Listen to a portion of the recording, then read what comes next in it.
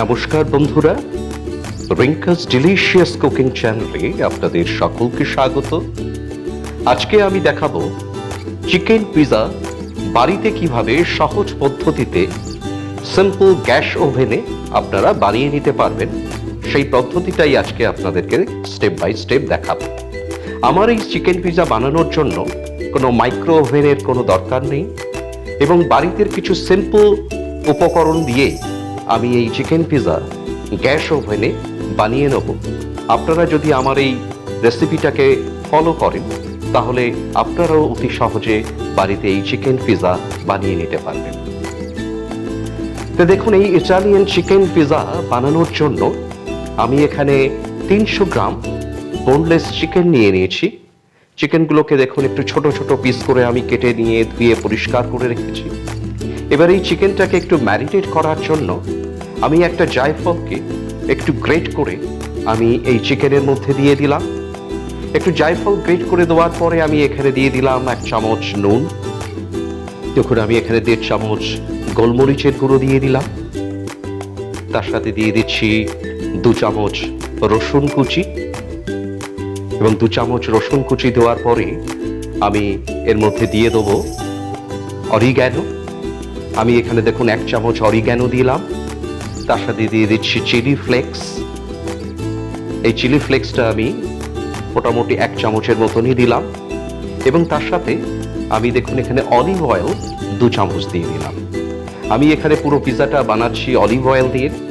আপনারা চাইলে এটাকে রিফাইন অয়েল দিয়েও বানাতে পারেন, তবে অলিভ অয়েল দিয়ে চিকেন পিৎজা বানালে সেটা অথেন্টিক ইটালিয়ান পিৎজা হয়ে যাবে। দেখুন, আমি দিয়ে দিচ্ছি 1 চামচ ভিনিগার চিকেনটাকে সফট করার জন্য। এইভাবে চিকেনটাকে মেখে আমি 15 মিনিট রেখে দেবো। রেখে দেওয়ার পরে আমি গ্যাস জ্বালিয়ে নিয়েছি এবং তার মধ্যে একটা ননস্টিক প্যান বসিয়েছি এবং তাতে দিয়ে দিলাম 1 চামচের মতন অলিভ অয়েল। আমি আবার বলছি, আপনারা অলিভ অয়েলের জায়গায় রিফাইন অয়েল দিয়েও করতে পারেন। অলিভ অয়েলটাকে পাত্রের গায়ে একটু মিশিয়ে নিচ্ছি। পাত্রের গায়ে একটু মিশিয়ে নিয়ে লাগিয়ে দিয়ে আমি অয়েলটা যখন একটু গরম হলো তখন আমি চিকেনের পিসগুলোকে পাত্রের মধ্যে দিয়ে দিলাম। এইভাবে চিকেনগুলোকে কুক করে নিতে হবে 10 থেকে 15 মিনিট। গ্যাসের ফ্লেমটা এই সময় আমি মিডিয়ামে দিয়েই করব, হাই করব না। দেখুন, চিকেনের কালারটা চেঞ্জ হয়ে যাচ্ছে, মশলার গন্ধগুলো, কাঁচা গন্ধগুলোও চলে গেছে। এইভাবে চিকেনের কালারটা যখন চেঞ্জ হয়ে চিকেনটা কুক হয়ে গেল তখন একটা পাত্রে আমি চিকেনগুলোকে তুলে নিলাম। আমার পিৎজার যে চিকেন রেডি হয়ে গেছে। এবারে আমি বানিয়ে নেব পিৎজার জন্য পিৎজা সস। দেখুন, এই পিৎজা সস বানানোর জন্য একই রকমই একটা ননস্টিক প্যান আমি নিয়ে নিয়েছি। প্যানটা গরম হলে আমি তাতে 1 চামচ অলিভ অয়েল দিলাম। তেলটা গরম হলে তার মধ্যে দিয়ে দিলাম রসুন কুচি। আমি এখানে 2 চামচ রসুন কুচি দিয়েছি। তার সাথে দিয়ে দিচ্ছি একটা ছোট পেঁয়াজ, আমি আগে থেকে কুচো করে রেখেছিলাম বা চপ করে রেখেছিলাম। এই পেঁয়াজটাও আমি এর মধ্যে দিয়ে দিলাম। যখন রসুন ও পেঁয়াজের কাঁচা গন্ধ চলে গেল তখন আমি পুরো টমেটো যে পেস্ট করে রেখেছিলাম সেটা দিয়ে দিলাম এবং তার মধ্যে আমি দিয়ে দিলাম 2 চামচ কাশ্মীরি গুঁড়ো লঙ্কা কালারের জন্য। দিয়ে দিচ্ছি এখানে নুন। আমি এখানে 1 চামচ নুন দিয়েছি। 1 চামচ গোলমরিচের গুঁড়ো দিলাম। তার সাথে দিয়ে দিচ্ছি দেখুন একটু অরিগ্যানো এবং চিলি ফ্লেক্স। আমি চিলি ফ্লেক্সও দিয়ে দিলাম একটু এবং এরপরে আমি পুরো মিডিয়াম ফ্লেমে এই সসটাকে বানিয়ে নেব। তবে খেয়াল রাখবেন সসটা যেন একেবারে পাতলাও যেন না হয় এবং একদম শুকিয়ে যেন না যায়। একটু মিডিয়ামভাবে এই সসটাকে বানিয়ে নিতে হবে। দেখুন, আমাদের পিৎজা সস রেডি হয়ে গেছে। আমি এটা একটা পাত্রে তুলে রাখছি পিৎজা সসটা। এইবারে আমি পিৎজা বানানোর জন্য ডো বানিয়ে নেব। এই ডো বানানোর জন্য আমি এখানে দেখুন 400 গ্রাম ময়দা নিয়ে নিয়েছি। তার সাথে দিয়ে দিলাম 400 গ্রাম টক দই। একটা পাত্রে 400 গ্রাম ময়দা নেওয়ার পরে আমি একটু ফাঁক করে নিয়েছি মাঝখানটা। তার মধ্যে 400 গ্রাম টক দই দিয়ে দিয়েছি এবং তার সাথে দিয়ে দিলাম 2 চামচ বেকিং পাউডার, 1 চামচ বেকিং সোডা, দিয়ে দিচ্ছি এখানে চিনি। আমি মোটামুটি 2.5 চামচের মতন চিনি দিলাম, দিয়ে দিচ্ছি এখানে নুন, আমি এখানে 2 চামচ নুন দিয়েছি। এরপরে আমি 5 মিনিট ওয়েট করব যত সময় দইটা ফার্মেন্ট না হয়। এই ফার্মেন্ট হলো একটা কেমিক্যাল চেঞ্জ। দেখুন দইটা ফার্মেন্ট হয়ে গেছে। এবারে ময়দাটা মেখে নেওয়ার জন্য আমি এখানে দিয়ে দিলাম বাটার। আমি এখানে 3 চামচ বাটার দিলাম। এবার 3 চামচ বাটার দেওয়ার পরে আমি এই ময়দাটাকে ভালো করে মেখে নেব। তবে খেয়াল করবেন এখানে কোনোভাবেই কিন্তু জল ইউজ করা যাবে না, পুরো ময়দাটাকে মেখে নিতে হবে টক দই দিয়ে। এবং যদি দেখেন ময়দাটা বেশি শুকনো শুকনো হয়ে গেছে, তাহলে আপনারা আরেকটু টক দইও দিয়ে নিতে পারবেন। এইভাবে হাত দিয়ে ভালো করে আমরা ময়দাটাকে মেখে নেব অনেক সময় ধরে, যাতে ময়দাটা খুব সফট হয়। এইভাবে দেখুন আমি ময়দাটা মেখে নিচ্ছি। আমি এখানে 400 গ্রাম ময়দা ইউজ করেছি, কারণ আমি এখানে মিডিয়াম সাইজের পিৎজা 3খানা বানাবো, সেই জন্য আমি 400 গ্রাম ময়দা ইউজ করেছি। দেখুন আমি ময়দাটাকে ভালো করে মেখে নেওয়ার পরে এবার একটা সাদা পরিষ্কার কাপড় দিয়ে ঢেকে রাখছি 10 মিনিটের জন্য। আপনারা বেশি সময়ও ঢেকে রাখতে পারেন। 10 মিনিট পরে আমি সাদা কাপড়টাকে সরিয়ে নিয়েছি। তারপরে দেখুন এখানে 3টে আমি ডো বানাবো, সেই জন্য 3টে বল বানিয়ে নিয়েছি। এরপরে আমি একটা প্লেসে বেলুন চাকি দিয়ে আমি পিজার সেই ডোটা বানিয়ে নিচ্ছি। আপনারা সবাই জানেন পিজার ডোটা একটু পুরু হয়ে থাকে, রুটির মতন পাতলা কখনোই হয় না।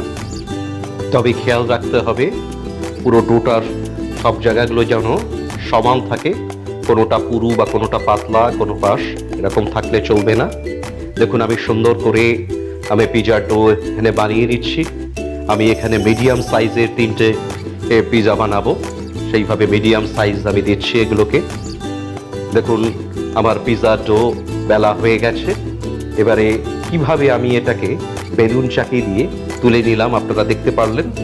এইভাবে আমি পিজার ডোগুলোকে এক একটা প্লেটে রেখে দিচ্ছি। একসাথে আমি 3টেই বানিয়ে নিয়েছি। এবারে পিজাটাকে বেক করার জন্য আমি একটা ফ্ল্যাট ফ্রাইং প্যান নিয়ে নিয়েছি এবং তার গায়ে আমি 2 চামচের মতন অলিভ অয়েল ভালো করে লাগিয়ে নিলাম, ব্রাশ করে দিলাম যাতে পুরো ফ্রাইং প্যানটার গায়ে অলিভ অয়েলটা লেগে যায়। এরপরে আমি যে পিজার ডোটা বেলে রেখেছিলাম সেই পিজার ডোটা আমি ফ্রাইং প্যানের ওপরে তুলে দিলাম, সেই একইভাবে বেলুন চাকি দিয়ে মুড়ে নিয়ে। এরপরে দেখুন এরপরে পিজার ডোটার পাশ দিয়ে আমি একটু মুড়ে দিচ্ছি। আপনারা জানেন দোকানের পিজার পাশে এইভাবেই মোড়া থাকে। এইভাবে যদি মুড়ে দেই তাহলে পিজাটা যখন বেক করা হবে সুন্দর দেখতে হবে এবং অথেন্টিক দোকানের পিজার মতন দেখতে লাগবে। তারপরে আমি একটু মেল্টেড বাটারও সাইড দিয়ে এই ডোয়ের গায়ে লাগিয়ে দিলাম। এরপরে আমি দেখুন একটা কাটা চামচ দিয়ে পুরো পিজাটার গায়ে ফুটো ফুটো করে দেবো। আমি যেভাবে পিজাটার পুরো গায়ে ফুটো ফুটো করে দিচ্ছি আপনারা ওইভাবে পিজার গায়ে অবশ্যই ফুটো ফুটো করে দেবেন, কারণ এইভাবে ফুটো করে না দিলে পিজা বেক করার সময় লুচির মতন ফুলে উঠবে। দেখুন এরপরই পিজার যে সস আমি বানিয়ে রেখেছিলাম সেই পিজার সসটা ডোয়ের সাথে লাগিয়ে দিচ্ছি। আমি দেখুন এখানে পিজার সসটা হালকা একটা লেয়ার আমি এই ডোয়ের গায়ে লাগিয়ে নেব। অবশ্যই বেশি পরিমাণে সস আপনারা দেবেন না।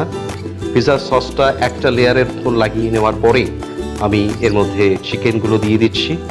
দেখুন আমি এখানে পরিমাণ মতন একটু চিকেন যেগুলো আমি কুক করে রেখেছিলাম সেইগুলো এই সসের ওপরে দিয়ে দিলাম। এবারে চিকেন দিয়ে দেওয়ার পরে এবারে আমি এর মধ্যে কিছু ভেজিটেবল অ্যাড করব।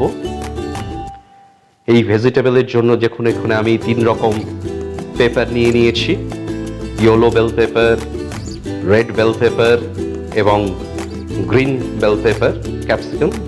এই 3টেই লম্বা লম্বা করে আমি কেটে রেখেছি। এই দেখুন আমি পরপর এই বেল পেপারগুলোকে পিজার ওপর থেকে সাজিয়ে দিচ্ছি যেভাবে, আপনারা সেটা দেখে নিন, এতে দেখতেও খুব সুন্দর লাগছে। এইভাবে ক্যাপসিকাম বা বেল পেপারগুলোকে সাজিয়ে দেওয়ার পরে আমি এখানে পেঁয়াজকেও এভাবে লম্বা লম্বা করে কেটে রেখেছিলাম, সেই পেঁয়াজের লম্বা লম্বা পিসগুলোকেও আমি একইভাবে এই চিকেন বা সসের ওপর থেকে সাজিয়ে দিচ্ছি যেভাবে পিজাকে সাজাতে হয়, গার্নিশ করতে হয়। দেখুন আমি পেঁয়াজ ক্যাপসিকাম সবকিছু দিয়ে দেওয়ার পরে এরপরে আমি এর উপরে চিজ ইউজ করব। দেখুন আমি এখানে দু রকম চিজ ইউজ করব, এক মজারেলা চিজ ইউজ করব আর চেডডার চিজ ইউজ করব।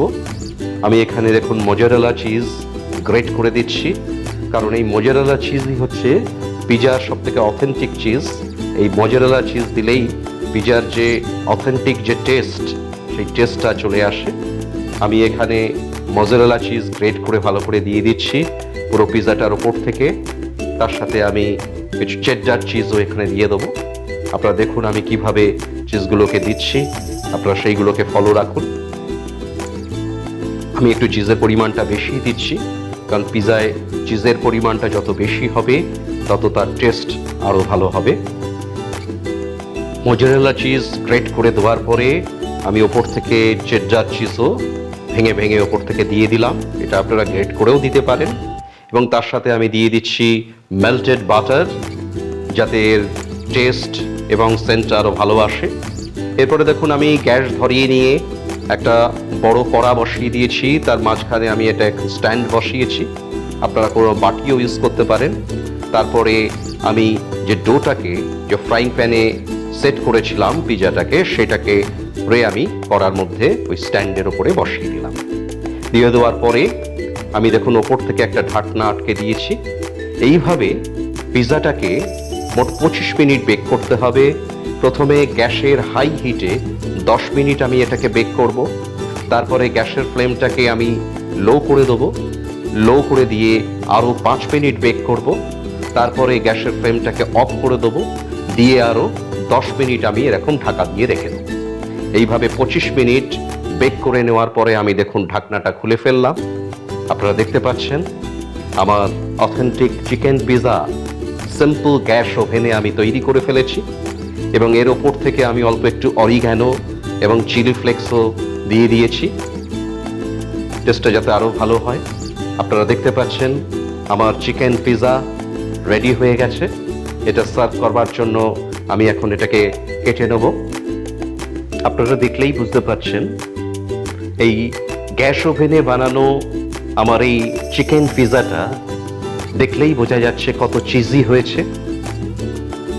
আপনারা যদি আমার এই রেসিপিটাকে পছন্দ করেন, আপনাদের যদি ভালো লাগে আমার এই রেসিপিটি, তাহলে রিঙ্কাস ডিলিশিয়াস কুকিং চ্যানেলটিকে আপনারা অবশ্যই সাবস্ক্রাইব করুন, লাইক করুন, শেয়ার করুন, যাতে আমরা অনুপ্রাণিত হয়ে আরও নতুন নতুন রেসিপি আপনাদের সামনে উপস্থাপন করতে পারি। আজকের মতন আমি এখানেই শেষ করছি। Thank you.